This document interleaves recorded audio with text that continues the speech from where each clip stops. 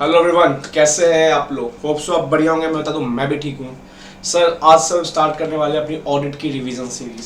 Sir मैंने regular class में आपको CFS, आपको मैंने ऑडिट ऑटोमेटेड इन्वायरमेंट और मैंने PSU को पढ़ाया था, बट ठीक है वो क्लासेस वाइज थी, मैं उसको पॉज कर दिया क्योंकि मैं उसको भी रिवीजन करवा दूंगा विद इन 1.5 आवर्स में। मैं उसको रिवीजन करवा दूंगा अच्छे से पूरा। ठीक है, चलो सर स्टार्ट करते हैं आज की रिवीजन। सर आज का हमारा चैप्टर टारगेट है NBFC, audit of non banking financial companies. ठीक है, देखो ये एक तरह से एग्जाम पॉइंट ऑफ व्यू से रिवीजन चलेगा। हाँ, फास्ट रिवीजन नहीं करवाऊंगा, एकदम ऐसा फास्ट कि आपको दिमाग से निकल जाए। रिवीजन हमारी आराम से चलेगी, बट मैं वो टॉपिक्स उठाया हूँ जो हाईली इंपॉर्टेंट और आपको एग्जाम में ये सब टॉपिक से क्वेश्चंस देखने को मिलेंगे ही मिलेंगे। ठीक है, आप इतना भी कर लोगे ना, आराम से हो जाएगा। और ये चैप्टर सब छोड़ के जाने से अच्छा है कि इतना भी कर लो। 10 से 12 पेजेस हैं, 12 पेजेस के नोट्स मैंने उसको सब कुछ कवर करा दिया, स्लाइड से 12 पेजेस के आराम से हो जाएंगे। अभी मैंने कुछ एग्जाम क्वेश्चन में डिस्कस होगा, एक दो एग्जाम क्वेश्चन अच्छे आए थे, इस पर डिस्कस करेंगे हम अभी। ठीक है सर, स्टार्टिंग करते हैं audit of non banking financial company. ठीक है, non banking are deeply interconnected with entities having financial figures on both side of their balance sheet. Sir assets, आपके उनके लिए एसेट्स क्या होंगे? Financial assets, non financial assets. तो balance sheets के दोनों साइड क्या होंगे? उनके फाइनेंशियल फिगर्स होंगे। जस्ट लाइक इधर लोन एडवांसेस दिया होगा, इधर उससे डिपॉजिट्स लिए होंगे। तो NBFC वही होता है, बस इसको क्या होता है, बैंकिंग रेगुलेट नहीं करता क्योंकि ये बैंकिंग नहीं है। जैसे हम HDFC बैंक देखते हैं, ICICI बैंक देखते हैं, यहाँ पे NBFC कोई बैंक नहीं होता है। ठीक है, just like a bank type होता है, कोई कंपनी होता है जो बैंक टाइप एक्ट करता है। उसके दोनों साइड बैलेंस शीट में आपको फाइनेंशियल फिगर्स देखने को मिलेंगे अच्छे खासे। कहीं से लोन लिया होगा तो लोन एडवांसेस उसने लिए होंगे तो क्रेडिट साइड आ रहा होगा, दिए होंगे तो उसके डेबिट एसेट साइड आ रहा होगा, लिए होंगे तो उसके लायबिलिटी साइड से आ रहा होगा। ठीक है, non banking financial institutions carried financial activities. Yes, financial activities क्या होता है? लोन लेना, लोन देना, फाइनेंशियल एक्टिविटीज में अकाउंट होता है। This institution mobilise public savings for rendering other financial service including investment. ठीक है, आपको मतलब आपको सेविंग्स करना है, आपको पैसा डिपॉजिट करना है, आप NBFC में जाके पैसा डिपॉजिट कर सकते हो, इन्वेस्टमेंट करना है। वो उस पैसा को देखो, सुनो, ये NBFC में गया, पैसा डिपॉजिट किया। ठीक है, इसने क्या किया? NBFC ने पब्लिक से पैसा लिया और यहाँ पे क्या किया? NBFC ने इन्वेस्टमेंट किया या किसी और को डिपॉजिट्स दिया। तो NBFC काम ये होता है, बस ये बैंक नहीं होता क्योंकि यहाँ पे बैंक नहीं लगता NBFC के नाम के आगे। सारा काम ये फाइनेंशियल एक्टिविटीज का सारा काम करता है। अभी एग्जाम पॉइंट ऑफ व्यू से स्टार्ट नहीं हुआ, बस थोड़ा मोड़ा एक ब्रीफ दे रहा हूँ। ठीक है, थोड़ा बहुत जान लो क्या होता है। उसके बाद एग्जाम पॉइंट ऑफ व्यू से मैंने एक क्वेश्चन बता रखा हूँ कि क्या क्या एग्जाम पॉइंट ऑफ व्यू से। जैसे ये देखो, क्वेश्चन वेरी वेरी इंपॉर्टेंट, पक्का एग्जाम में घूमेगा और मैं दिखाऊंगा, प्रूफ दिखाऊंगा कि एग्जाम में आता ही आता है क्वेश्चन। ठीक है, this are the financial intermediaries. Intermediaries क्या होता है? बीच वाले, जो क्या होते हैं, एक से पैसा लिए, दूसरे को पैसा दिए। ठीक है, when they lend they known as non banking financial intermediaries. दूसरे को लोन जब देते हैं तो वो नॉन बैंकिंग फाइनेंशियल इंटरमीडिएटरीज कहते हैं और इन्वेस्टमेंट इंस्टीट्यूशंस कहते हैं। ठीक है, ये सब अभी नॉर्मली बेसिक्स चल रहा है। जस्ट लाइक इंटरमीडिएट काम करता है NBFC, एक से पैसा लिया, दूसरे को पैसा दिया। Examples UTI, general insurance corporation, ये सब क्या होता है? GIC। ठीक है, UTI ये सब जानते होंगे नाम। ये सब क्या होता है? NBFC के प्रकार होते हैं। देखो इसके नाम क्या है, बैंक नहीं लगा हुआ है क्योंकि ये बैंक टाइप एक्ट करता है बट बैंक नहीं होता है। ठीक है, अब देखो ये इंपॉर्टेंट है, एग्जाम में पॉइंट क्वेश्चन यहीं से आया था, मैंने नोट्स में बना रखा था इसलिए मेरे को डील करने का दिक्कत नहीं हुआ। सर क्या था? Further in order to identify a particular company, कोई भी कंपनी को पता करने के लिए कि वेदर इज इज NBFC और नॉट, चेक करो उसके बोथ साइड, मतलब बोथ एसेट्स एंड इनकम। से एक करेक्शन कर लेना नोट्स में। ठीक है, अगर नोट्स देख रहे हो तो एक करेक्शन कर लेना, थोड़ा देखो नोट्स से यार जल्दी नहीं बनना है, थोड़ा करेक्शन कर लेना। ठीक है, तो उसके both asset sides and income side pattern में चेक करना, जो कि उसके ऑडिटेड बैलेंस शीट में होगा। सर क्या चेक करना है? अगर किसी कंपनी को, मान लो कोई कंपनी ABC है, वो बोले वो NBFC काम कर रही है, तो भाई कैसे पता चलेगा वो NBFC ही नहीं है? तो दो तरीके से, एक तो उसके एसेट साइड से पता चल जाएगा, एक उसके इनकम से पता चलेगा। सर मतलब सर देखो, the company known as NBFC when the company financial assets, सब फाइनेंशियल एसेट्स। ठीक है, फाइनेंशियल एसेट, फाइनेंशियल में नॉन फाइनेंशियल, फाइनेंशियल दोनों आएगा। ठीक है, financial assets are more than 50% of total company assets net of intangible assets. सब मतलब सर कंपनी का जितना फाइनेंशियल एसेट्स है ना, अभी देखेंगे एक क्वेश्चन देखूंगा, फाइनेंशियल एसेट्स है ना कंपनी का, मान लो कंपनी का फाइनेंशियल एसेट्स 100 है, कंपनी का टोटल एसेट्स मतलब इंक्लूडिंग फाइनेंशियल एसेट्स, कंपनी का टोटल एसेट कितना है? 150 है। तो क्या ये 100 150 जो है उसका 50% से एक्सीड है? यस, 100 150 का कितना होगा सर? 66%। तो 50% से ज्यादा है ना कंपनी के टोटल एसेट से। बट याद रखना इस टोटल एसेट में नेट ऑफ करना होगा इनटेंजिबल एसेट्स, इनटेंजिबल एसेट्स को हटाना है। सर एक एग्जांपल बताओ, देखो एग्जांपल इस एग्जाम का क्वेश्चंस करेंगे हम इसी बार दिसंबर 21 का क्वेश्चन करेंगे, ठीक है। तो याद रखना कंपनी का टोटल जो एसेट्स है ना उसको निकाल लेना और चेक करना क्या टोटल एसेट्स का 50% ज्यादा क्या उस कंपनी में फाइनेंशियल एसेट्स है। फाइनेंशियल एसेट्स क्या होता है, बैंकिंग हो गया, कैश डिपॉजिट हो गया, ये सब हो गया फाइनेंशियल एसेट्स। अभी देखेंगे हम रिसीवर्स भी होता है फाइनेंशियल एसेट्स ठीक है। सेकंड कैसे पता चलेगा, सेकंड इससे पता चलेगा जो कंपनी का इनकम हो रहा है ना, इनकम फ्रॉम फाइनेंशियल एसेट्स। अब वो जो फाइनेंशियल एसेट्स है ना, जैसे लोन एडवांसेस हो गया फाइनेंशियल एसेट्स, उससे जो इनकम होता है, इनकम कैसे होगा, by way of interest, by way of dividend. तो जो भी इनकम होगा ना उस फाइनेंशियल एसेट्स से चेक करना क्या वो कंपनी का जो इनकम हो रहा है फाइनेंशियल एसेट्स से वो ग्रॉस इनकम का 50% से ज्यादा है, ये नहीं है दो, ठीक है। ग्रॉस इनकम का क्या है 50% से ज्यादा है नहीं sir, by fulfilment of both the criteria. Sir A and B दोनों क्राइटेरिया साथ में सेटिस्फाइड होना चाहिए। ये यहाँ पे काट के लिख देना इनकम फ्रॉम फाइनेंशियल, यहाँ पे दोनों का कॉपी हो गया है, यहाँ लिखना income from financial assets more than 50% of gross income. जब ये दोनों साथ में सेटिस्फाइड हो जाए ना तब ये कंपनी एनबीएफसी कहलाएगी। सर एक क्वेश्चन दिखाओ, हाँ सर एक क्वेश्चन रिकॉर्डिंग हो रहा है, ठीक है चलो क्वेश्चन दिखाता हूँ सर। देखो ABC limited is a company registered under companies act इतना इतना, the companies engage in business और लोन एडवांसेस, ठीक है। Acquisition of share stocks debenture इतना इतना ज्ञान दे दिया उसने। अब देखो non current assets loan advances, देखो लोन एडवांसेस इस फाइनेंशियल एसेट्स में आता है, ठीक है। करेंट एसेट्स लोन एडवांसेस, तो लोन एडवांसेस क्या होता है फाइनेंशियल एसेट्स होता है। इस आपने अपने एफआर में पढ़ा होगा अच्छे से, फाइनेंशियल एसेट्स फाइनेंशियल इंस्ट्रूमेंट्स में जो इजीली कन्वर्टेबल इनटू कैश हो गया या मान लो शॉर्ट टर्म ड्यूरेशन के लिए हो गया, लोन एडवांसेस भी हो सकता है, ठीक है। तो देखो लोन एडवांसेस क्या है, देखो फाइनेंशियल एसेट्स है, करेंट ये लोन एडवांसेस क्या है फाइनेंशियल एसेट्स है। टोटल एसेट्स कितना निकल गया इसमें इंक्लूडिंग ये होता है, तो टोटल एसेट्स साइज निकल गया। तो पहले फाइनेंशियल एसेट्स अलग कर लो, देखो 55.90 फाइनेंशियल एसेट्स हो गया हमारा, ठीक है। फिर क्या हुआ लोन एडवांसेस आ गया फिर से यहाँ पे बिल्डिंग की बात नहीं कर रहा, लोन एडवांसेस फाइनेंशियल एसेट्स होता है, बिल्डिंग फाइनेंशियल एसेट्स नहीं होता है, ठीक है। जो हमने पढ़ते थे ना टेंजिबल इंटेंजिबल वो फाइनेंशियल एसेट्स नहीं होता है। तो हमने फाइनेंशियल एसेट देख लिया, जो लोन एडवांसेस बैंक कैश ये सब होता है फाइनेंशियल एसेट्स। तो लोन एडवांसेस 55.90 देख लिया और फिर लोन एडवांसेस 344.47 दोनों फाइनेंशियल एसेट्स हो गए। टोटल फाइनेंशियल एसेट हमारा 400.37 आ गया। अब देखना हमें कंपनी का टोटल एसेट्स, क्योंकि देखना पड़ेगा कंपनी का 50% ज्यादा टोटल से ज्यादा फाइनेंशियल एसेट्स है या नहीं है। कंपनी का टोटल एसेट्स कितना हुआ सर 530 देख लिया हमने टोटल एसेट्स। इसमें से माइनस क्या करना है, नेट ऑफ करना होता है इंटेंजिबल। सर इंटेंजिबल कितना है 3 करोड़, तो 3 करोड़ माइनस कर दिए सर 527 बचा, ठीक है। अब देखो 400 डिवाइड बाई 527 कितना आएगा सर 75.90, मतलब 50% से ज्यादा है।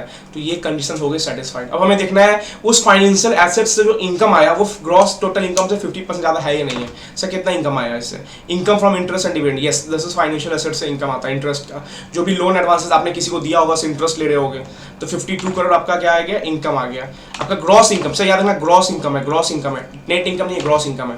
ग्रॉस इनकम 102.57 डिवाइड किए 50.69, सर मोर देन 50%, यस। तो ये भी कंडीशन सेटिस्फाइड, ये भी कंडीशन सेटिस्फाइड, देन हम बोल सकते हैं ये एनबीएफसी है, ठीक है। देखो ठीक है, from the above declared the financial asset contribute more than 50% हो गया, नेट ऑफ इतना था, income from assets more than 50%, hence ABC limited fulfil both the condition to qualified as NBFC. Sir ये सब क्वेश्चन और घूम सकता है, ठीक है। तो ये सब क्वेश्चन रेडी रहना। अब सर बात आता है registration and regulation of NBFC. कौन रजिस्ट्रेशन का क्या क्राइटेरिया है और कौन उस एनबीएफसी को रेगुलेट करता है।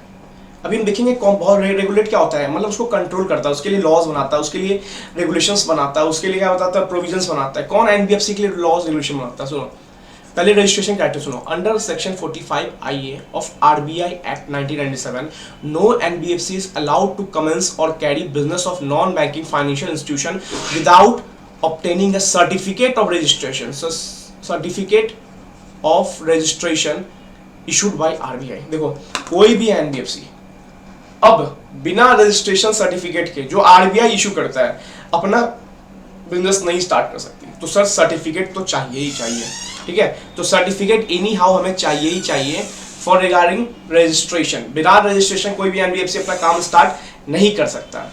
अब सर देखो रजिस्ट्रेशन तो ले लिया, अब आरबीआई पूछेगा कि आपका नेट ऑन फंड कितना है, क्योंकि एक एंट्री नॉर्म्स आ गया। एंट्री नॉर्म्स मतलब सर बिना नेट ओन फंड इतना हुए हुए आप अपना एनबीएफसी चालू नहीं कर सकते। क्या पता आगे जाके कुछ लिक्विडेशन आ जाए तो आपके पास इतना तो नेट ओन फंड होना चाहिए सर। नेट ओन फंड मतलब क्या होता है सर, अपना पैसा लगाया हुआ। तो आरबीआई आप जो एनबीएफसी चालू किए हो उसमें आपका कम से कम स्टार्टिंग में नेट ओन फंड 2 करोड़ करना पड़ेगा। शायद पहले ये 25 लाख था 1998 या 1999 में, अब ये 2 करोड़ हो गया, मतलब 200 लाख हो गया। तो सर 2 कंडीशन याद रखना, अगर आपको एनबीएफसी स्टार्ट करना है तो आपको रजिस्ट्रेशन लेना पड़ेगा एज पर सेक्शन 45 आईए जो आप कारो एक्ट में भी देखते हो, ठीक है। आरबीआई एक्ट बोलता है कि आपको रजिस्ट्रेशन लेना पड़ेगा, क्योंकि कोई भी एनबीएफसी विदाउट रजिस्ट्रेशन स्टार्ट नहीं हो सकता। अब रजिस्ट्रेशन तो ले रहे हो आप, बट याद रखना आपको नेट ओन फंड, अपना पैसा लगाया हुआ कम से कम 2 करोड़ होना चाहिए, ठीक है। 2 करोड़ रुपए लगाया हुआ आपको कम से कम होना ही चाहिए उस एनबीएफसी में। सेकंड बात आता है सर, एक सेकंड, ठीक है। चलो अब हम देखते हैं कि हमने रजिस्ट्रेशन देख लिया कि एनबीएफसी को रजिस्ट्रेशन चाहिए ही चाहिए और उसको अपना नेट ओन फंड 2 करोड़ रुपए लगाना ही पड़ेगा। अब बात आती सर 2 टॉपिक थे, रजिस्ट्रेशन तो हमने देख लिया, सर रेगुलेशन कौन करता है, मतलब एनबीएफसी को चलाता कौन है। तो RBI provides an entry norms of 2 crore we said 200 lakh ही बोल सकते हो as the minimum net own fund for new NBFC seeking grant of registration. अगर रजिस्ट्रेशन ले जा रहे हो, खटखटा रहे हो गेट, तो आरबीआई पूछेगा 2 करोड़ रुपए लेके आए हो, बोलेगा यस हमारे पास 2 करोड़ रुपए का नेट ओन फंड है। तो याद रखना RBI is governing body to NBFC. Question exam में आ सकता है सर रेगुलेशन वाला में कि who is the governing body of NBFC, वहां पे ऑप्शन में आएगा सेबी, एमसीए, आरबीआई, तो अब लिख के आना आरबीआई, ऑब्जेक्टिव आया हुआ है यहां से, ठीक है। फॉर टाइम टू टाइम, किस लिए, for issuing of funds, issuing of fund, income recognition, कैसे इनकम रिकॉग्निशन होता है एज पर रियलाइजेशन बेसिस पे इनकम रिकॉग्निशन होता है, और कैपिटल एडिक्वेशन रेशियो के लिए आरबीआई क्या बनाएगा, नॉर्म्स बनाएगा, आरबीआई क्या करेगा, रेगुलेट करेगा। तो याद रखना who is the governing body to NBFC, RBI. Points to remember, NBFC engage in business of loans, advances, acquisition of shares, bonds, debentures, other marketable securities, issuance business, leasing, hired business person, ठीक है।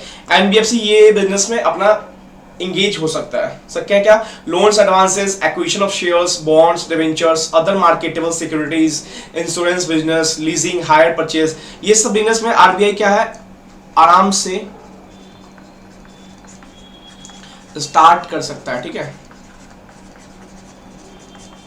ठीक है। देखो जैसे इस question में याद रखना, इस क्वेश्चन में आप देखा होगा आपने, देखो थोड़ा डिटेल में जा रहा है इसलिए आराम से करना, खुल जाएगा 1-1.5 घंटे में। देखो the company is engage in business of loan, advances, acquisition of share, stock, bonds, तो ये सब बिजनेस में ना आरबीआई इंगेज हो सकता है। बट आरबीआई किस बिजनेस में इंगेज नहीं हो सकता, प्रोहिबिटेड कहाँ का है, if its principal business is agriculture activity.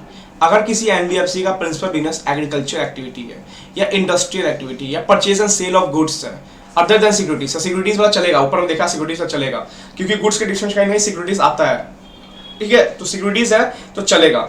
या construction of E movable property, अब भैया रेडा वाला काम आप कर रहे हो, ठीक है, आप रियल एस्टेट का काम कर रहे हो, वो भी प्रोहिबिटेड है एनबीएफसी को। तो एनबीएफसी क्या क्या प्रोहिबिटेड है, एग्रीकल्चर, ठीक है, industrial activity, purchase and sale of goods नहीं कर सकता, ट्रेडिंग वाला, अदर देन सिक्योरिटीज चलेगा और इमूवेबल प्रॉपर्टी नहीं कर सकता, ठीक है।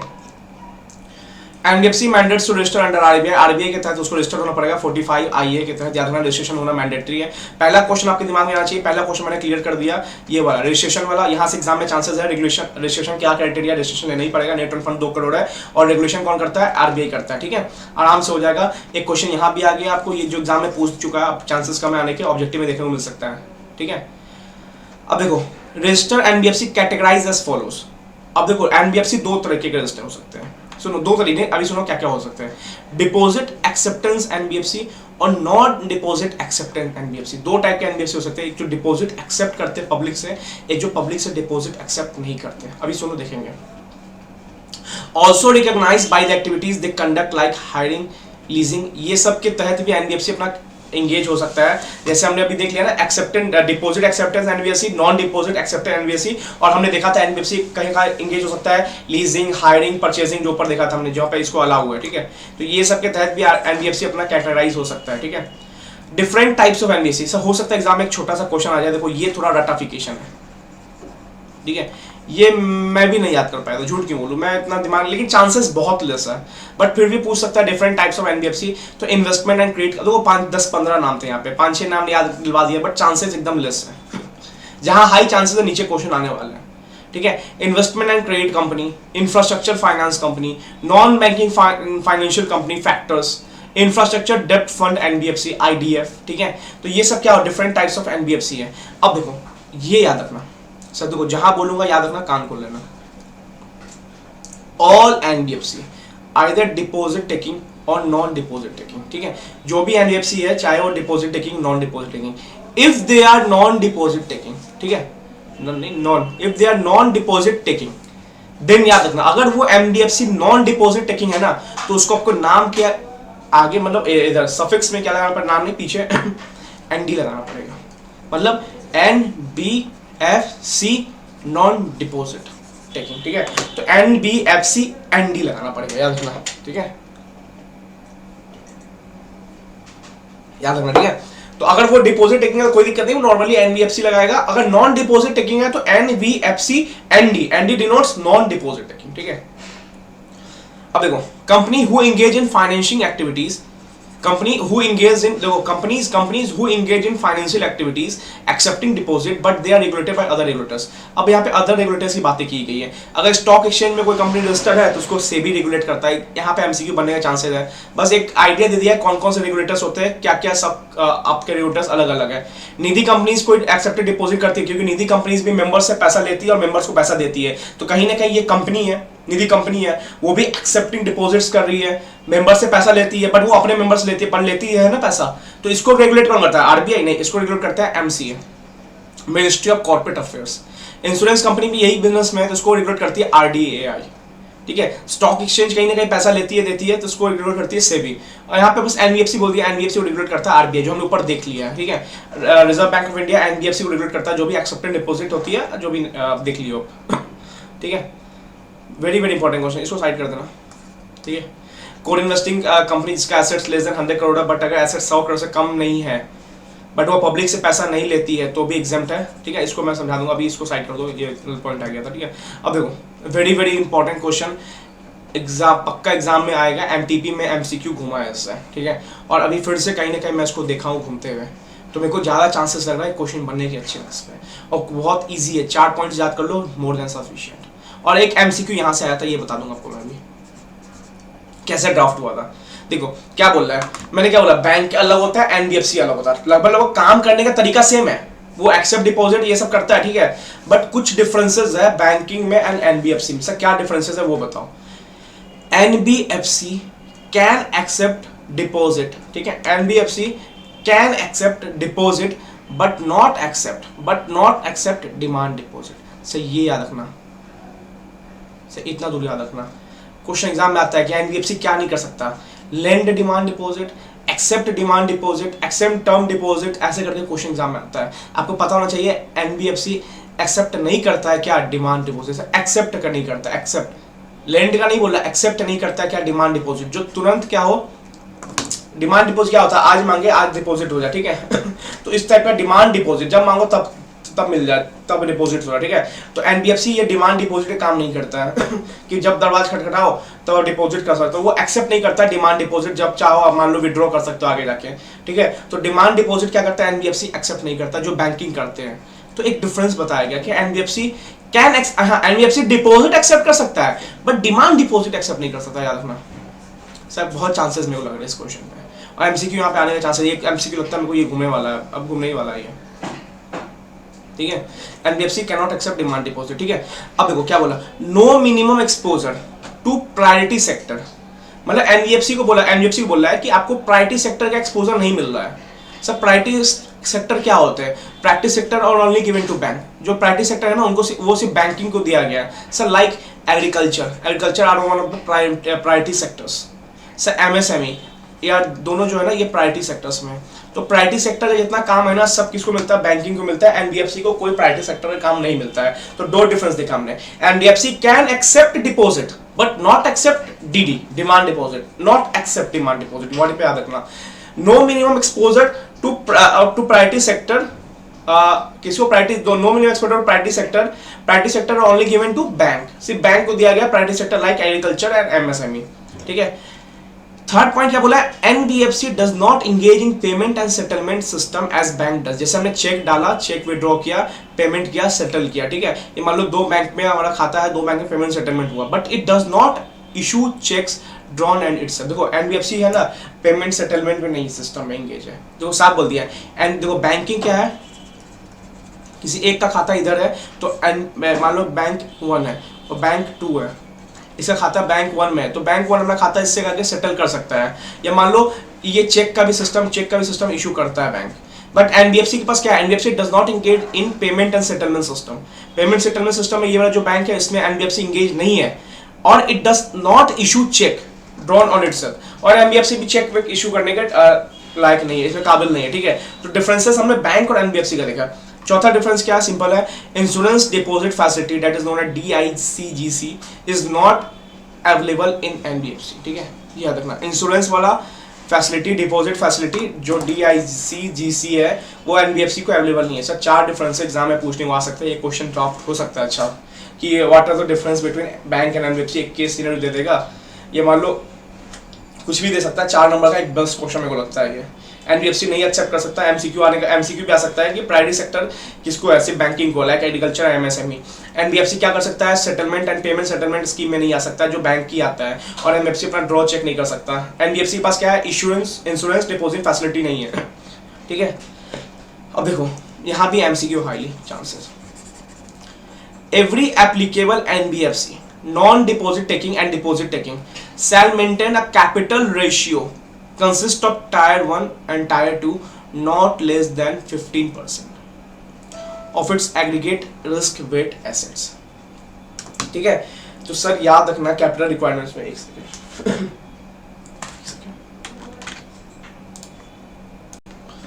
सॉरी एक फोन आ गया था, चलो कहाँ थे हम लोग, कैपिटल रिक्वायरमेंट में।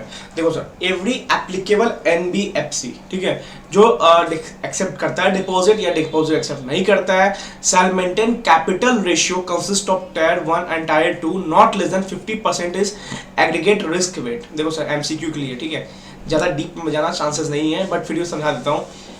टायर 1 में और टायर 2 एक जस्ट लाइक कैपिटल का पार्ट होता है।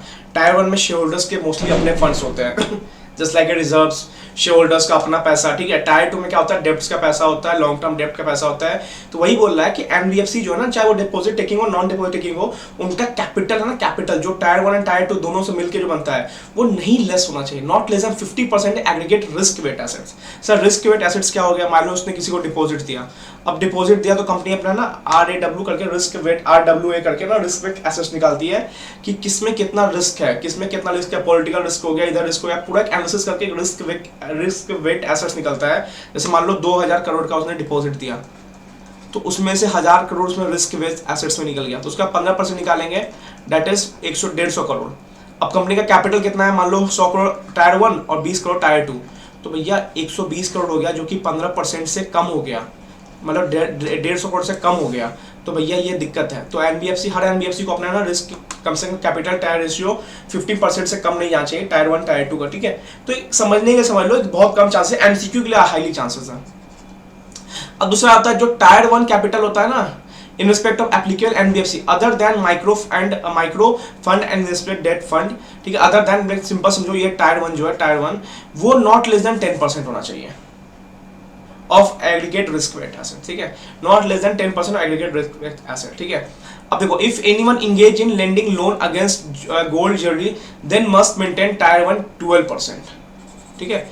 तो अगर गोल्ड ज्वेलरी में है तो tier 1 12%, other than gold jewellery मतलब नॉर्मल है, टायर 1 की से बात कर रहा हूँ 10%, and tier 1 tier 2 tier 1 tier 2 जो बोल लो, ठीक है, वो याद रखना वो 15% से नहीं होना चाहिए कम, ठीक है। तो सिंपल दो जगह टायर 1 टायर 2 की बात की गई है, जहाँ पे 10% और गोल्ड के केस में 12%, बट दोनों कंबाइन मिला के पहले केस में 15% से कम नहीं होना चाहिए एग्रीगेट रिस्क वेट एसेट्स जो निकलता है एनालिसिस करके, ठीक है। अब बात आता है इनकम रिकग्निशन, ठीक है।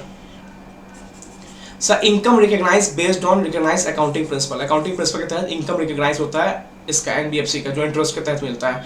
इनकम इंक्लूड्स इंटरेस्ट, जो हमने देखा था एक क्वेश्चन में, discount shall be recognised only when it is received realised, every NPS shall classify. देखो कभी भी एनबीएफसी का इनकम है ना एक्रूअल बेसिस पे नहीं होगा, कभी भी एनबीएफसी का इनकम कैसे होगा सर, रिसीव्ड जब भी होगा या जब भी रियलाइज्ड होगा ना तभी होगा। अब every NPA non performing assets shall classify as, ये थोड़ा नीचे आना चाहिए, ठीक है।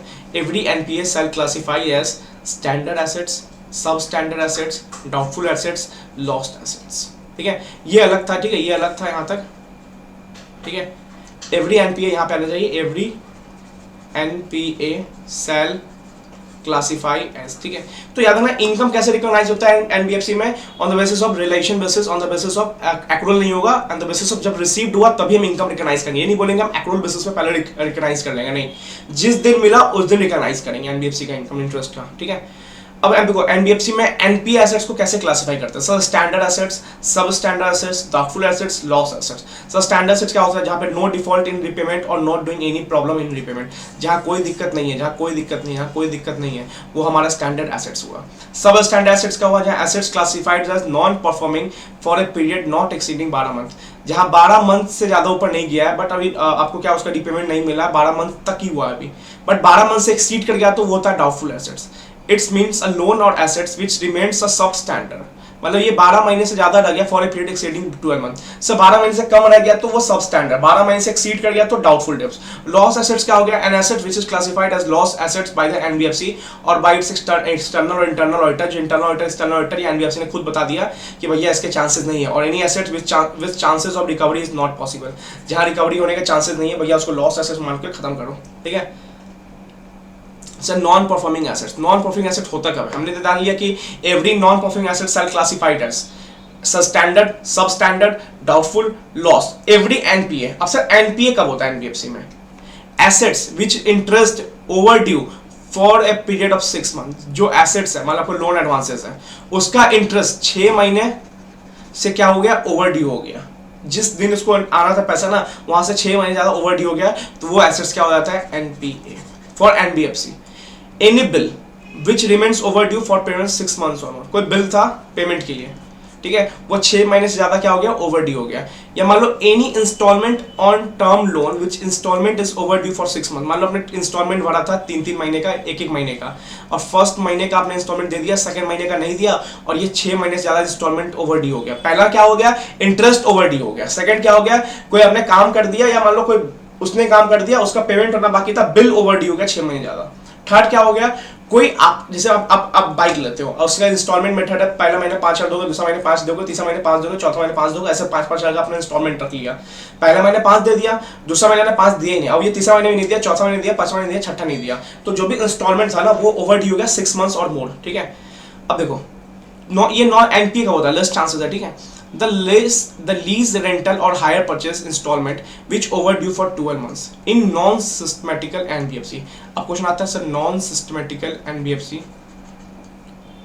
में याद रखना लीज वाला एंड हायर रेंट वाला, हायर परचेज वाला जो ओवरड्यू हो जाए 12 मंथ्स, ठीक है, नॉन सिस्टमेटिकल एनबीएफसी में। एंड सिस्टमेटिक एनबीएफसी रहेगा तो सर वहां पे 3 मंथ, ठीक है, सिस्टमेटिक एनबीएफसी रहेगा तो 3 मंथ, नॉन सिस्टमेटिक एनबीएफसी रहेगा तो 12 मंथ से ज्यादा लीज रेंटल में हो जाए तो वो हो जाता है एनपीए। ठीक है, या मान लो एनी सेल ऑफ एसेट्स और service render which remains overdue for 6 months और मोर। मान लो एनबीएफसी ने क्या कर दिया, कोई सर्विस दे दिया, अब उसका पेमेंट आना बाकी है और वो पेमेंट 6 महीने ज्यादा हो गया, तो देखो हर जगह 6 मंथ्स 6 मंथ्स 6 मंथ्स 6 मंथ, यहाँ पे बस एक खेल था जहाँ पे लीज रेंटल था, तो याद रखना लीज रेंटल देखना, लीज रेंटल है तो देखना नॉन सिस्टमेटिकल सिस्टमेटिकल, तो नॉन सिस्टमेटिकल में 12 महीने का चांस मिलता है, सिस्टमेटिक महीने में 3 महीने का चांस मिलता है। ठीक है सर, ये ऑडिट प्रोसीजर्स, आप ऑडिट करने जा रहे हो एनबीएफसी के तो कैसे करोगे, पहले करोगे असर्टेन द बिजनेस और अंडरस्टैंड द बिजनेस, सबसे पहले बिजनेस को अंडरस्टैंड करोगे जो हम 315 बोलते हैं। ठीक है, auditor required to study, auditor क्या क्या स्टडी करेगा, MOA AOA and object clause, क्योंकि एमओए के अंदर ही ऑब्जेक्ट क्लॉज आ जाएगा, इसके लिए एमओए के अंदर ही ऑब्जेक्ट क्लॉज पढ़ लेगा।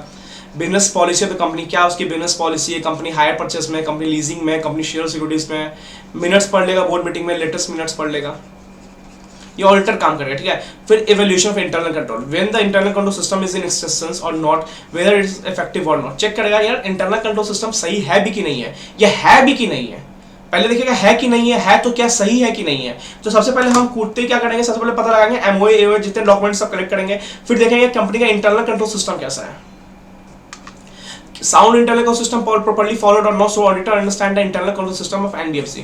ऑडिटर क्या करेगा, NBFC का इंटरनल कंट्रोल सिस्टम अंडरस्टैंड करेगा. तो एक हो सकता है ऑडिट प्रोसीजर पूछ जाए कि अभी फॉरेंसिक ऑडिट में ऑडिट प्रोसीजर्स पूछ दिया था, तो NBFC में चांसेस है कि ऑडिट प्रोसीजर्स पूछने के. तो MOA AOA मिनट्स ड्राफ्ट कर लिए, पढ़ लिए सब कुछ, फिर इंटरनल कंट्रोल चेक कर लिया कि है कि नहीं है भी की तो इफेक्टिव है कि नहीं है, sound control internal system follow हो रहा है कि नहीं हो रहा है. फिर देखेंगे क्या रजिस्ट्रेशन लिया है कि नहीं लिया है, जो हमने प्रॉपर्ली ऊपर देखा था. Having minimum net worth fund of 2 crore is mandatory for registration and to commence the business. Auditor obtain certificate copy. Auditor का NBFC बोलेगा भाई एक सर्टिफिकेट कॉपी दिखाना, तुमने जो NBFC काम करना स्टार्ट किया है ना, तो रजिस्ट्रेशन लिया होगा, क्योंकि रजिस्ट्रेशन चाहिए ही चाहिए. And also ensures whether RBI norms properly followed और नॉट. सर RBI नॉर्म्स क्या होता है, जस्ट वेट 5 मिनट्स, यहाँ पे नॉर्म्स पढ़ेंगे, ठीक है, इंपॉर्टेंट है, एग्जाम पॉइंट आने का बहुत स्कोप है. देखो हमें हाईलाइट भी किया हुआ है, ठीक है. तो RBI नॉर्म्स प्रॉपर्ली फॉलोड हुआ है कि नहीं हुआ, ये भी चेक करेंगे. रुक जाओ यार, तक गया. चलो अब हम देखते हैं guidelines to NBFC regarding acceptance of public deposit. Public deposit लिख देना है, ठीक है, पब्लिक डिपॉजिट समझाता हूं. देखो ये सर बहुत इंपॉर्टेंट है मेरे अंदाज से ना. अगर देखो अगर इंपॉर्टेंट क्वेश्चन की लिस्ट स्टार्ट हो चुकी है, तो जहां जहां क्वेश्चन स्टार लगे हुए ना सर, वो क्वेश्चन तो पक्का करके जाना सर NBFC चैप्टर्स में. और भी चैप्टर मैं से बना रहा हूँ, ठीक है. तो पब्लिक डिपॉजिट एक्सेप्ट करने से पहले NBFC को क्या क्या गाइडलाइंस को फॉलो करना पड़ेगा. देखो amount of public deposit acceptance is depending upon credit rating agency या credit rating given by credit rating agency. Sir NBFC का क्रेडिट रेटिंग एजेंसी होता है, वो उसको A+, A+++ ऐसे करके ना NBFC को क्या होता है, क्रेडिट देता है. तो जो भी पब्लिक डिपॉजिट एक्सेप्ट करना है ना, याद रखना क्रेडिट रेटिंग एजेंसी के रेटिंग्स पर डिपेंड करेगा.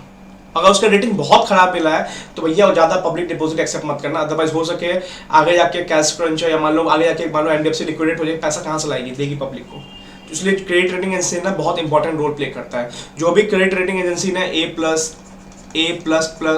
C+, तो इसी हिसाब से NBFC को क्रेडिट पब्लिक डिपॉजिट एक्सेप्ट करने का परमिशन है. सर क्रेडिट रेटिंग एजेंसी होता क्या नहीं, आपको ये याद नहीं करना. ऐसे मैं बताता हूँ, ICRA लिमिटेड करके है, credit agency and research limited करके जो केयर बोलते हैं, CARE, ICARE लिमिटेड, ये सब क्रेडिट रेटिंग एजेंसी है NBFC के लिए जो रेटिंग्स प्रोवाइड करती है, ठीक है. पहला क्या है, क्रेडिट रेटिंग एजेंसी के रेटिंग्स पे डिपेंड करता है पब्लिक डिपॉजिट कितना एक्सेप्ट करना है. गाइडलाइंस क्या है, सेकंड गाइडलाइंस क्या है, इन the event of continuous downgrading of credit rating. मान लो पहला साल में क्रेडिट रेटिंग आया C, दूसरा साल में आया D, तीसरा साल में E, तो भाई क्या कर रहा है आशीष ग्रोवर, ठीक है, आशीष चंचलानी ने रोल प्ले किया था, मैं नाम लिखूंगा, ठीक है. चलो in the event of continuous downgrading of credit rating, so C, D, E लगातार जा रहा है, then with immediate effect NBFC should stop accepting first public deposit. भाई यहीं पे रुक जाओ, तुम ज्यादा डाउनग्रेडिंग हो रहा है तुम्हारा रेटिंग एजेंसी, तुम पब्लिक डिपॉजिट ज्यादा एक्सेप्ट मत करो, क्या पता आगे जाके पता चले तुम पैसा चुका ही नहीं पाओ, ठीक है. तो याद रखना तुम्हारा अगर डाउनग्रेडिंग जा रहा है ना रेटिंग एजेंसी ने रेटिंग दिया ना, तो पब्लिक डिपॉजिट तुरंत एक्सेप्ट करना बंद कर दो, ठीक है. थर्ड क्या है, report the position within 15 days to RBI office. RBI को तुम अपना 15 डेज के अंदर क्या करो, जब भी रिपोर्टिंग एकदम क्रेडिट रेटिंग डाउन हो रहा है, तुम पब्लिक डिपॉजिट लेना बंद कर दियो, तो RBI को 15 डेज पे क्या करो, रिपोर्ट देना स्टार्ट कर दो कि हाँ हम ऐसे ऐसे कर रहे हैं, हम ऐसे ऐसे कर रहे हैं. तो RBI को रिपोर्ट करना भी बताना पड़ता है पब्लिक डिपॉजिट एक्सेप्ट करने समय, ठीक है. Check whether NBFC is properly filed his return और नॉट ऑन टाइम और नॉट. क्या NBFC अपना रिटर्न टाइम पे फाइल कर रहा है, ठीक है. क्या NBFC अपना रिटर्न टाइम पे फाइल कर रहा है कि नहीं कर रहा है, ये भी चेक करना होता है. जैसे GST में रिटर्न हम टाइम पे फाइल करते नहीं करते हैं. अभी तो GST में रेटिंग एजेंसी भी आने वाला है कि जो सप्लायर टाइम पे रिटर्न फाइल करता है, सप्लायर सब कुछ फर्निश करता है, उसके रेटिंग देने वाला है. तो NBFC का ये चेक करेंगे क्या अपना रिटर्न टाइम पे फाइल कर रहा है कि नहीं कर रहा है, ठीक है. पांचवा ये देखना है क्या NBFC ने अपना डिपॉजिट रजिस्टर मेंटेन किया कि नहीं किया. सर देखो हम एक एसेट कारों में पढ़ते हैं, हम लोग एसेट रजिस्टर मेंटेन करते हैं, फिक्स एसेट रजिस्टर. तो NBFC को भी डिपॉजिट रजिस्टर मेंटेन करना पड़ेगा. तो चेक करेंगे डिपॉजिट रजिस्टर मेंटेन है या नहीं है. छठा चेक करेंगे, देखो सारे पॉइंट्स मैंने क्लियर करके निकाल दिए, बस आपको याद करना है, थोड़ा समझ गया समझ. देखो ये करवा क्यों रहा हूं मैं आपको कि सब कुछ रिफाइन हो चुका है. स्टडी मैट में खोजने में ही टाइम लगता है कि स्पेशल पॉइंट्स, की पॉइंट्स, स्पेशल टॉपिक्स, की टॉपिक्स क्या क्या है. तो मैंने सारा रिफाइन कर दिया, एक रीडिंग में लगवा दिया, एक समझा भी दिया है. इससे क्या होगा, दिमाग में बैठ चुका, बस एक रीडिंग आपको एग्जाम टाइम मार के जाना है, बस हो गया. Check whether proper authorisation is taken और नॉट फॉर एक्सेप्टिंग डिपॉजिट और लेंडिंग मनी। जैसे मान लो 50 लाख तक आपको सीईओ का अप्रूवल लेना होता है, 50 लाख से ऊपर एमडी का अप्रूवल लेना पड़ता है। तो क्या चेक करना पड़ेगा कि जो भी एक्सेप्टिंग डिपॉजिट कर रहे हो प्रॉपर ऑथराइजेशन लिए कि नहीं लिए, अपने कंपनी के लोगों से ऑथराइजेशन है या नहीं है। प्रॉपर मान लो 50 लाख तक सीडी एमडी का अप्रूवल था तो है या नहीं है, तो चेक करेंगे प्रॉपर ऑथराइजेशन है या नहीं है। एनबीएफसी ने जो भी पब्लिक डिपॉजिट लेने समय या पैसा देने समय लिया है कि नहीं लिया, प्रॉपर ऑथराइजेशन साइन वाइन है कि नहीं कंपनी के बड़े लोगों का।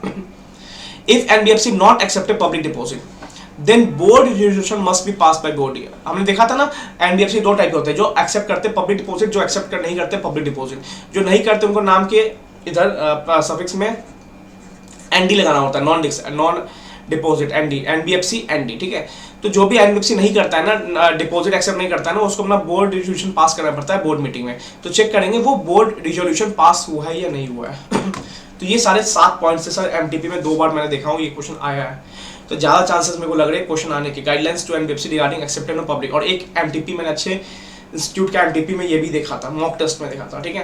तो ये बहुत इंपॉर्टेंट क्वेश्चन लग रहा है कि ये कोई पब्लिक सबसे पहले क्रेडिट रेटिंग देखेंगे, फिर कंटिन्यूड राउंड हो रहा है तो भाई हम रोक देंगे, फिर आरबीआई को इन्फॉर्म करेंगे 15 दिन के अंदर, फिर चेक करेंगे हम अपना रिटर्न फाइल कर रहे हैं नहीं कर रहे, डिपॉजिट रजिस्टर मेंटेन है या नहीं है, प्रॉपर ऑथराइजेशन लेते हैं कि नहीं लेते पब्लिक से पैसा लेने समय और देने समय। लास्ट में चेक करेंगे अगर पैसा नहीं लेते पब्लिक से, क्या हमने बोर्ड रेजोल्यूशन पास किया कि नहीं किया। सर आने का बहुत स्कोप है, that is NBFC prudential norms, एक बार आ भी चुका है सर, ठीक है। सर एनबीएफसी प्रूडेंशियल नॉर्म्स क्या होते हैं? सर नॉर्म्स क्या होते हैं? Just like SOP pattern, company का एनबीएफसी काम करने का पैटर्न क्या है। तो नॉर्म्स वही बताता है कंपनी का पैटर्न क्या है। कंपनी का नहीं होता, एक एसओपी होता है, स्टैंडर्ड ऑपरेटिंग प्रोसीजर्स होता है कि कंपनी को कैसे काम किया जाता है, क्या क्या चेक करना होता है, ठीक है। तो क्या क्या नॉर्म्स है इसमें, बहुत सिंपल नॉर्म्स है, कहीं ना कहीं आपको ऊपर टॉपिक से मैच करते दिखेंगे। सर चेक करना है compliance with prudential norms regarding asset classification, income recognition. तो हमें पहले चेक करना है क्या हमने अपना सारा नॉर्म्स फॉलो किया। इनकम रिकॉग्निशन है मतलब सर क्या हमने इनकम एज पर रिलेशन बेसिस रिकॉग्नाइज किया कि नहीं किया, क्या हमने एसेट्स को सही से क्लासिफाई किया कि नहीं किया as per financials non financial assets के तहत। तो एनबीएफसी को चेक करना पड़ता है अपना prudential norms regarding asset classification, क्योंकि एनबीएफसी में देखा financial assets non financial assets होते हैं। इनकम रिकॉग्निशन देखना पड़ेगा कि हमने इंटरेस्ट डिविडेंड ये सब इनकम सही से रिकॉग्नाइज किया कि नहीं किया एज पर रिलेशन बेसिस। ऊपर देखा था हमने कि हर एनबीएफसी एज पर रिलेशन बेसिस या रिसीव बेसिस पे ही करेगा, एक्रूअल बेसिस पे नहीं करेगा, ठीक है। इन रिस्पेक्ट ऑफ एनपीए, अब बता कर रहा है कि नॉर्म्स की बात कर रहा है। अगर कोई एनपीए नॉन परफॉर्मिंग एसेट्स है 6 मंथ्स वाला, जो हमने ऊपर देखा सारे गेम में 6 मंथ्स वाला था, सिस्टमैटिक केस में 3 महीने, नॉन सिस्टमैटिक केस में 12 महीने, जो कि एसेट्स लीजिंग हाइडिंग था। सर सिस्टमैटिक नॉन सिस्टमैटिक में अंतर क्या होता है? सर सिस्टमैटिक होता है जहां पे एसेट्स टर्नओवर 500 करोड़ से ऊपर होता है, मतलब बड़ी एनबीएफसी, इसलिए 3 महीने का टाइम दिया हुआ है। और नॉन सिस्टमैटिक होता है जहां पे छोटी एनबीएफसी, इसमें 500 करोड़ से कम का एसेट्स टर्नओवर, ठीक है। ये याद करने के लिए समझ लेना, बस इंपॉर्टेंट नहीं है। नॉन सिस्टमैटिक क्या हुआ, जो छोटी वाली इसलिए 12 महीने का टाइम दिया गया, सिस्टमैटिक बड़ी वाली इसमें 3 महीने का टाइम दिया गया था ऊपर। तो एनपीए जो 6 मंथ्स वाला है, तो then auditor should check whether income from NPA. अभी हर बार क्या होता है ना, एनपीए नॉन परफॉर्मिंग एसेट्स तो है ही है, बट कभी कभी होता है ना वो एनपीए से इनकम आना स्टार्ट हो जाता है, तो एनपीए ठीक हो जाता है, ठीक है। तो हमें चेक करना है कि उस एनपीए से अगर जो भी मान लो एनपीए क्या था, हमने क्या पढ़ा, जो भी बिल थे, जो भी लोन एडवांसेस थे, उसका इंस्टॉलमेंट्स पेमेंट नहीं आ रहा है, या मान लो उससे इंटरेस्ट पेमेंट नहीं आ रहा है, बट मान लो वो एनपीए कहला चुका है, अब उससे इंटरेस्ट पेमेंट आना चालू हो गया, तो चेक करना पड़ेगा जो भी इनकम हो रहा है ना एनपीए से, should be accounted on relation basis not an accrual basis. तो हर जगह कहीं ना कहीं रिलेशन बेसिस ही काम होता है हमारा, ठीक है। फिर तीसरा पॉइंट क्या है, नॉर्म्स चेक करिए, ये सारे नॉर्म्स के पॉइंट है। पहला चेक करना है prudential norms regarding assets classification and income recognition, relation basis है या नहीं, और assets classified as per financial assets non financial assets classify कर रहे कि नहीं कर रहे हैं। दूसरा क्या है, एनपीए को चेक करना है कि जो एनपीए हो चुका है उससे जो इनकम आ रहा है उसको हम रिलेशन बेसिस पे अकाउंटिंग कर रहे कि नहीं कर रहे हैं। थर्ड चेक करना है कि auditor should ensure that BOD of company, board of director of company, make a policy on call loan money. Sir call loan money क्या होता है? सर देखो ऑन डिमांड, आज एनबीएफसी पास पैसा गया ऑन डिमांड बोला गया कि मेरे को इतना पैसा चाहिए, व्हेन एवर डिमांड, तो आप लोन दे सको, तो उसके लिए एक पॉलिसी बनता है। तो चेक करना पड़ेगा क्या कंपनी के बोर्ड ऑफ डायरेक्टर ने उसके रिगार्डिंग कोई पॉलिसी बनाया कि नहीं बनाया। कॉल मनी बोलते हैं, सो कॉल मनी, आगे बैंकिंग चैप्टर में पढ़ोगे आप कॉल मनी, ठीक है। चौथा क्या है, auditor should assess whether the loan advances have been properly classified as doubtful, standard, loss assets or not। अब चेक करना पड़ेगा, ऑडिटर को चेक करना पड़ेगा whether the loan advances जो कि प्रॉपर्ली क्लासिफाई हुए कि नहीं हुए, इस पर क्या sir standard, sub standard, doubtful, loss. क्योंकि होता है ना सर स्टैंडर्ड मतलब कोई दिक्कत नहीं है, सब स्टैंडर्ड क्या होगा जहाँ पे वो 12 महीने से जहाँ से कुछ नहीं हो रहा है, वो 12 महीने तक वो एनपीए है सर। डाउटफुल क्या होता है, जो 12 महीने से एक्सीड हो जाता है सबस्टैंडर्ड। सर लॉस क्या हो गया, जिसको चांस ही नहीं है कि उसको रिकवर पाए, तो ऑडिटर चेक करेगा कि लोन एडवांस जो कंपनी का एसेट होता है, कंपनी का जो एसेट होता है, एनबीएफसी का एसेट्स होता है, वो properly classifies as doubtful standard loss assets और नॉट। ठीक है, लास्ट में क्या, check whether all account which has been classified as NPA.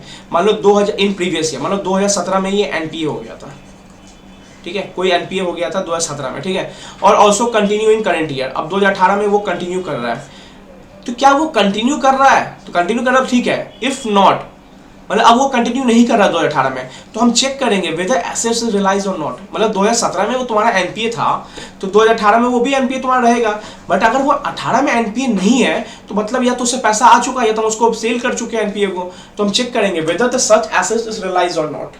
ठीक है, कंटिन्यू कर रहा तो ठीक है, तो यही चेक करना पड़ता है कि जो प्रीवियस ईयर में एनपीए बना ना, इस ईयर करंट ईयर में शो करा तो perfect. If not, then check करेंगे वो गया कहाँ एनपीए, गया तो मतलब रियलाइज हो गया होगा, then examine whether such assets is realise और नॉट। ठीक है सर, इस पे अमेंडमेंट आया था, ये भी 2 स्टार क्वेश्चन है। तो अभी जो क्वेश्चन है ना सारे 2 स्टार है। देखो ये तो बहुत इंपॉर्टेंट है, ऑडिट प्रोसीजर्स कम चांसेस है, ये बहुत इंपॉर्टेंट है। Guidelines to NBFC acceptance of public deposit, NBFC prudential norms, question highly important है। अब classification of fraud by NBFC, अब फ्रॉड को कैसे क्लासिफाई किया जाता है एनबीएफसी में। Sir irregularities in foreign exchange transactions, sir जो भी फॉरेन एक्सचेंज ट्रांजैक्शन उसने किए हैं ना एनबीएफसी ने, उसमें इरेगुलरिटीज है, मतलब कभी हेजिंग गलत दिखा रहा है, कभी हेजिंग सही दिखा रहा है, कभी करेंसी का रेट अलग ले रहा है, कभी करेंसी का रेट अलग ले रहा है, तो कहीं ना कहीं इरेगुलरिटीज है। कहीं पेमेंट कहीं और फॉरेन करेंसी में जा रहा है, कहीं पेमेंट और कहीं फॉरेन करेंसी में जा रहा है, तो कहीं ना कहीं फॉरेन एक्सचेंज में ना दिक्कत आ रही है। तो एनबीएफसी अगर कहीं ट्रांसफर तो करती है, फॉरेन एक्सचेंज में डील करती है, अगर वहां पे कुछ इरेगुलरिटीज आ रही है तो वो भी फ्रॉड के डेफिनेशंस में कहलाएगी। ठीक है सर, फ्रॉडरी एंड चीटिंग, चीटिंग तो नॉर्मल सी वर्ड है, चीटिंग तो आप याद कर लो। फ्रॉडरी क्या होता है सर, अल्टरिंग करना डॉक्यूमेंट्स में। मान लो एनबीएफसी कोई डॉक्यूमेंट्स है, केवाईसी डॉक्यूमेंट्स में आपने अल्टर कर दिया, 50 लाख लिखा तो उसमें 500 लाख लिख दिया, तो कहीं ना कहीं फ्रॉडरी कर रहे हो आप। ठीक है, धोखेबाजी कर रहे हो, अल्टर कर रहे हो डॉक्यूमेंट्स को, जो कि प्रॉपर ऑथेंटिकेट डॉक्यूमेंट्स हैं उसमें आपने अल्टर किया, तो फ्रॉडरी किया और आपने चीटिंग किया। ठीक है, चीटिंग का वर्ड लगा दिया, चीटिंग वर्ड तो नॉर्मल क्या समझाओ उसको। सब miss appropriation of funds, sir इस कहीं ना कहीं विंडो ड्रेसिंग से ये कहीं ना कहीं लिंक करता है। आपके पास जो फंड्स आया, पब्लिक का पैसा आया, उसको आपने क्या किया, गलत जगह लगा दिया, या कहीं ना कहीं इसको विंडो ड्रेसिंग करके गलत दिखा दिया, तो फंड्स जो है ना मिस एप्रोप्रिएशन ऑफ फंड्स कर दिया आपने। मतलब सिंपल बात है, पब्लिक का पैसा को आपने गलत यूज कर दिया या गलत तरीके से आपने डिपॉजिट कर दिया, उसको इन्वेस्ट कर दिया। चौथा क्या, फिक्टिशियस अकाउंट्स, मतलब सर आपने दिखाया आपने 4 लोग से डिपॉजिट लिया, ठीक है, जिसमें से ये 2 लोग तो एग्जिस्टिंग नहीं करते थे, फिक्टिशियस पर्सन थे, शक्तिमान और सुपरमैन। 2 लोग तो ए और बी था, शक्तिमान सुपरमैन था ही नहीं, तो फिक्टिशियस अकाउंट दिखाया। मान लो आपने लेंड कर दिया, एनबीएफसी ने पैसा लेंड किया और आपने बुक्स में दिखा दिया ए बी शक्तिमान सुपरमैन, भाई ये 2 लोग तो है ही नहीं। ये मान लो कोई भी ऐसा सी और डी लिखा दिया जिनकी डेथ हो चुकी थी, अब फिक्टिशियस अकाउंट्स खोल के दिखा रहे हो, तो कहीं ना कहीं आप गलत कर रहे हो ना, फ्रॉड कर रहे हो ना कंपनी के साथ। ठीक है, तो विंडो ड्रेसिंग यहाँ भी था, विंडो ड्रेसिंग यहाँ भी था, यहाँ भी था। ठीक है, अब क्या है, encashment of funds through fraud instruments. ठीक है, आप क्या करो, इंस्ट्रूमेंट्स क्या होता है sir, bills receivers, bills payable, इसके थ्रू क्या कर रहे हो आप, इनकैश करवा रहे हो। किसी ने मान लो बिल्स पेमेंट के लिए आया, एनबीएफसी बोला कि मेरे को चाहिए इनकैश करवाना है, और वो जो इंस्ट्रूमेंट लेके आया ना, वो जो आपको लेटर लेके आया ना, वो जो bills instrument bills payable letter लेके आया ना, वो कहीं ना कहीं फेक था, तो ये सारे क्या है, फ्रॉड के तहत है। ठीक है sir, negligence and cash shortage, इसको भी कहीं ना कहीं फ्रॉड के डिफिनेशन में रखा है। इसको मैं लिंक कराता हूँ इससे, ठीक है, एक सेकेंड, इससे सर अगर cash and cash shortage more than 10,000 है तभी फ्रॉड है। ठीक है, बट याद रखना अगर ऑडिटर ने पकड़ा ना तो 5,000 से ऊपर वाला भी फ्रॉड कहलाएगा। तो मतलब सर अगर आपको खुद लग रहा है कहीं ना कहीं 10,000 से कैश शॉर्टेज है ज्यादा, तो वो फ्रॉड के डिफिनेशन में आ जाएगा। बट अगर ऑडिटर ने पकड़ा और वो 5,001 रुपया था, तो वो फ्रॉड डिफिनेशन में आएगा। तो ऑडिटर ने पकड़ा तो 5,000 देखेंगे, आपने खुद लग गया कैश शॉर्टेज है 10,000 से ऊपर का है, तो भैया वो भी फ्रॉड कहलाएगा। ठीक है, अनऑथोराइज क्रेडिट फैसिलिटी और रिवॉर्ड, सर सप्लायर है कोई आपका, ठीक है, और उसको अनऑथोराइज क्रेडिट फैसिलिटी दे रहे हो आप कि ले भाई 20 करोड़ का क्रेडिट फैसिलिटी ले ले, 50 करोड़ का क्रेडिट फैसिलिटी ले, उन्होंने ना कोई प्रॉपर डॉक्यूमेंट सबमिट किए हैं, ना उसकी प्रॉपर आईटीआर फाइल हुई है, ना कुछ फाइल हुई है, आप उसको अनऑथोराइज क्रेडिट फैसिलिटी दिए जा रहे हो, रिवॉर्ड दिए जा रहे हो, बोलते हो कि आप 20 लाख का आप ऑर्डर लगाओ, ले मैं तेरे को 5 लाख का रिवॉर्ड दूंगा। तो भाई कहीं ना कहीं आपका उसका लिंक्ड हो, कहीं ना कहीं आप बायस्ड हो, कहीं ना कहीं आप रिलेटिव हो गए। तो जो भी अनऑथोराइज क्रेडिट फैसिलिटी देते हो ना आप किसी सप्लायर को, तो कहीं ना कहीं वहाँ पे बायसनेस आता है, फ्रॉड फ्रॉड होने के चांसेस है। तो फिर से 4-5 पॉइंट देख लेते हैं sir. Irregularities in foreign exchange transaction, foreign exchange में गलत हो रहा है, फ्रॉडली अल्टरिंग कर रहे हो डॉक्यूमेंट्स को या चीटिंग, दोनों लिख के आना। मिस एप्रोप्रिएशन फंड्स, इन्वेस्टमेंट लिया उसको गलत जगह यूज कर रहे हो, मिस एप्रोप्रिएट गलत कर रहे हो। चौथा क्या है, फिक्टिशियस अकाउंट्स, गलत नाम पे अकाउंट खोल लिया जो पर्सन एग्जिस्ट ही नहीं करता है। पांचवा क्या है, negligence and cash shortage, cash shortage हो रहा है, जो कि कैश शॉर्टेज लिंक करता है दो तरीके से।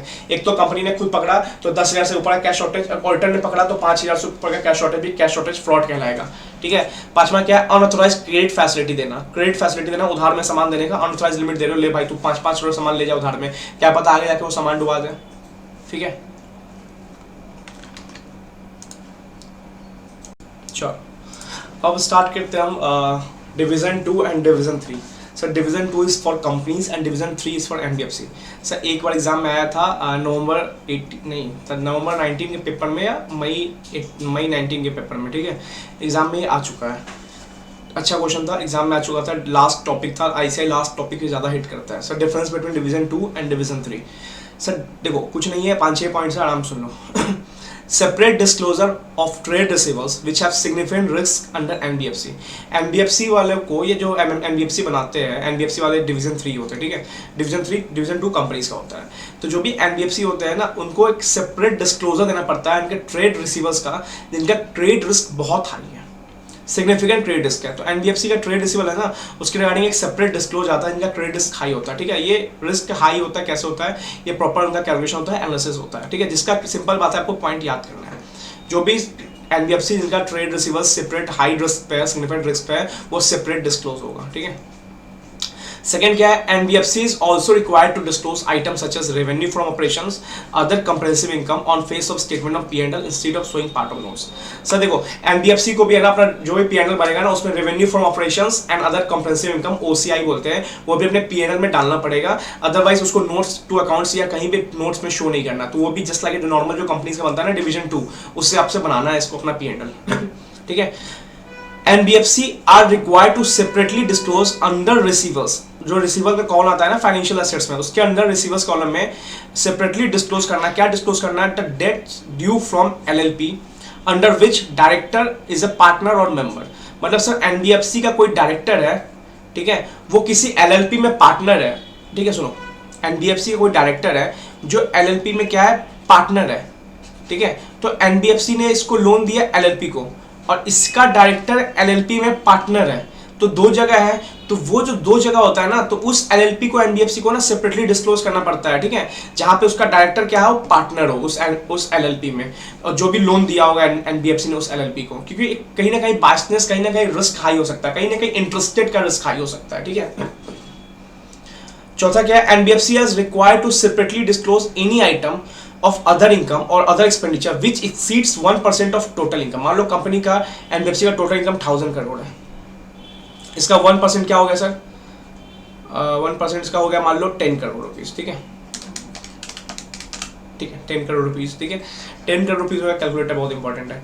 छोटे छोटे मिस्टेक्स मैंने अपने एफआर के पेपर में किए थे, मॉक टेस्ट जब मैं देता था ना, वहाँ पे यही सब कैलकुलेशन में से गलत हुआ था और पूरा आंसर गलत हो जाता, तो कैलकुलेटर यूज कर लेना, मिलता है तो अच्छे से यूज कर लो, ठीक है।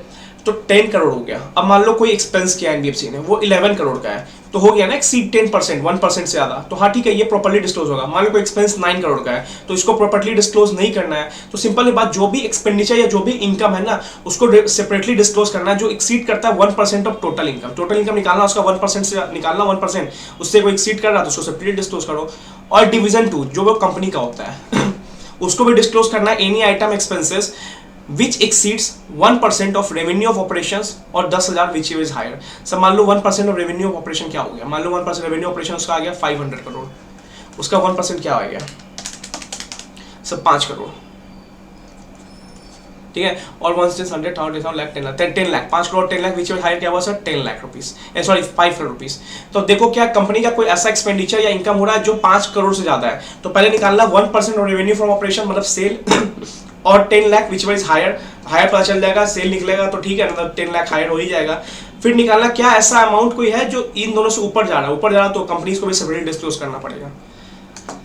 एनबीएफसी को अपने एसेट्स क्लासिफाइड करने कैसे, items of balance sheet as financial assets और नॉन फाइनेंशियल एसेट्स। एनबीएफसी कभी अपना एसेट डिस्क्लोज क्लासिफाई करेगा बैलेंस शीट में, फाइनेंशियल एसेट्स और नॉन फाइनेंशियल एसेट दोनों फाइनेंशियली होते हैं, ठीक है।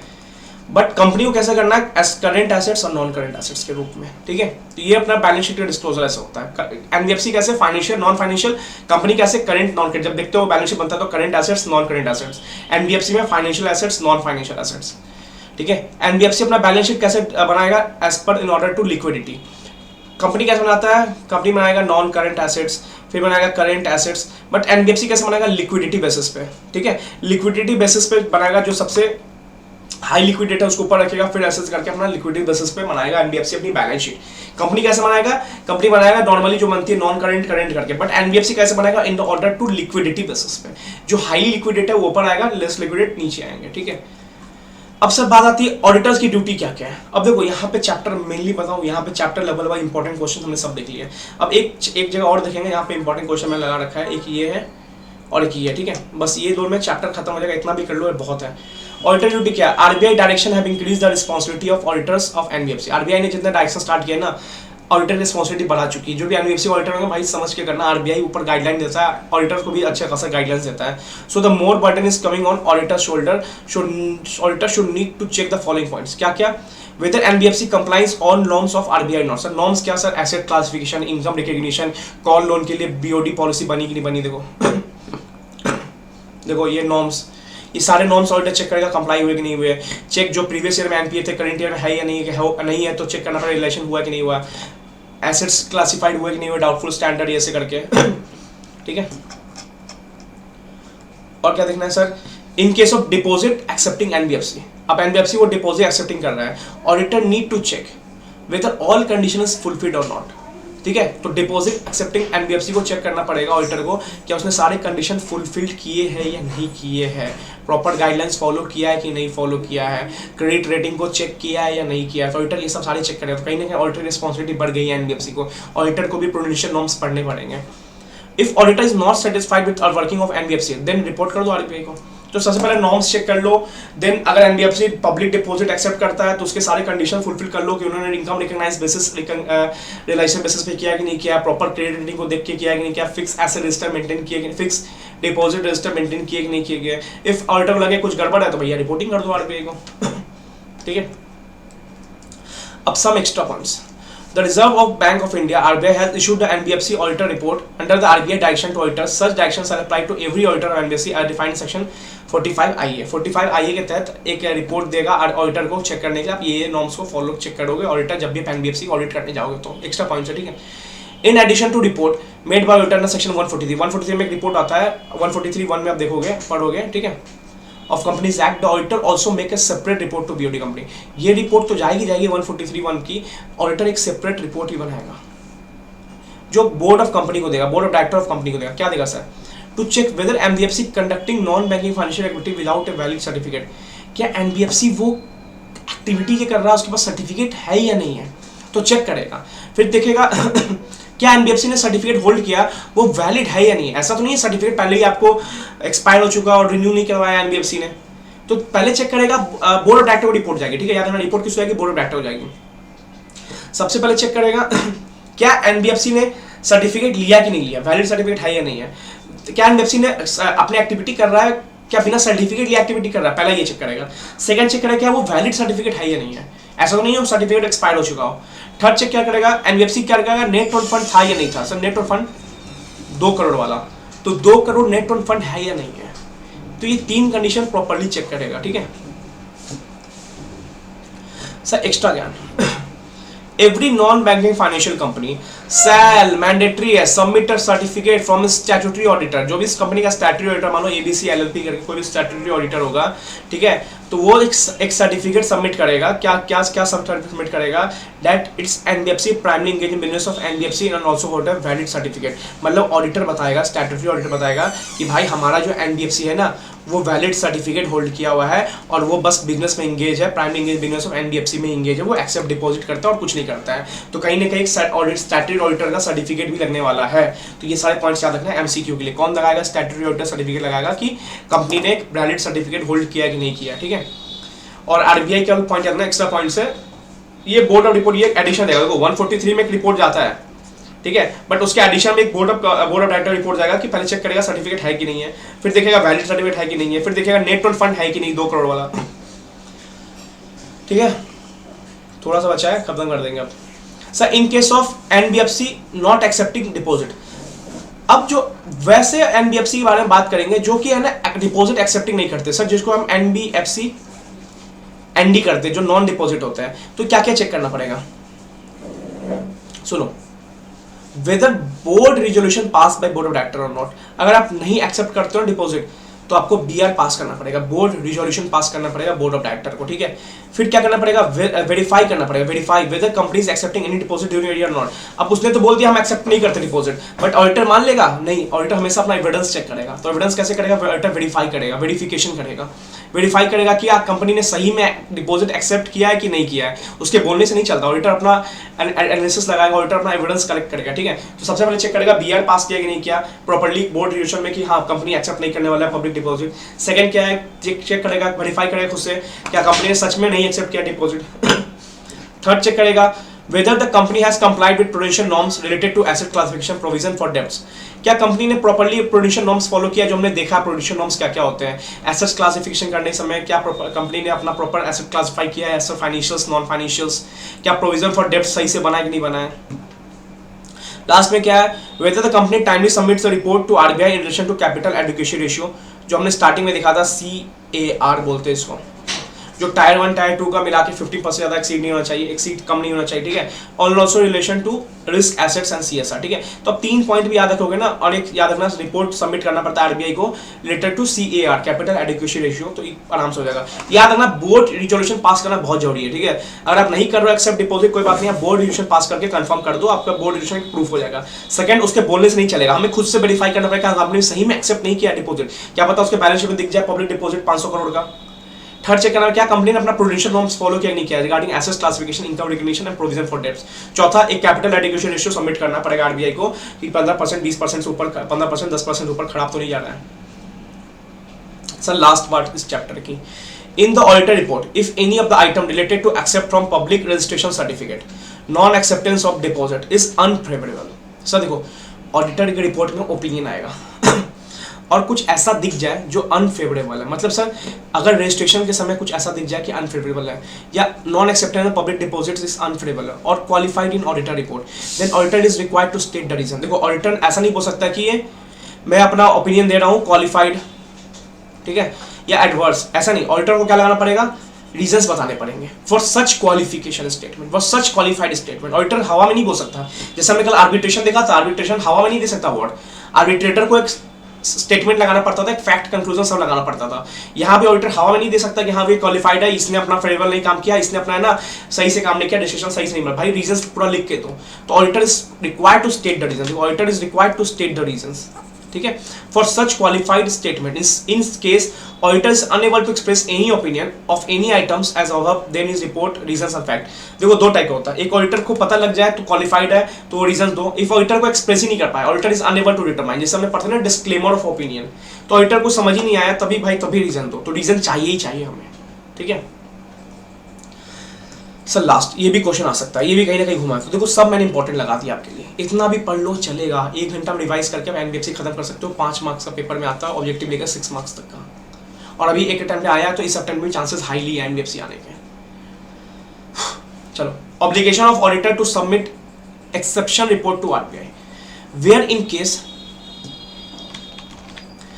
इन case of NBFC the statement regarding any item as above is unfavourable और in opinion of auditor the company is not complied with. Auditor को लग रहा है कि कंपनी ने कंप्लाई नहीं किया, क्या नहीं कंप्लाई किया है, आरबीआई एक्ट के प्रोविजन, ठीक है, या मान लो जो भी अनफेवरेबल है, पब्लिक डिपॉजिट एक्सेप्ट करना अनफेवरेबल है, या मान लो आरबीआई एक्ट के प्रोविजंस को फॉलो नहीं किया है, या मान लो acceptance of public deposit by NBFC नहीं फॉलो किया है, पब्लिक डिपॉजिट सही से फॉलो नहीं किया है, एक्सेप्टेंस ऑफ पब्लिक नहीं फॉलो किया है, मान लो आरबीआई के गाइडलाइंस आरबीआई के प्रोविजंस फॉलो नहीं किया है, तो एक एक्सेप्शन रिपोर्ट जाता है, याद रखना वर्ड का नाम एक्सेप्शन रिपोर्ट। कब जाता है, जब आरबीआई के प्रोविजंस फॉलो नहीं करता है एनबीएफसी, और जब पब्लिक डिपॉजिट एक्सेप्ट कर रहा है तो वो अनफेवरेबल है। इन दो केस में क्या आता है, exception report. It shall be obligation of the auditor to make a report.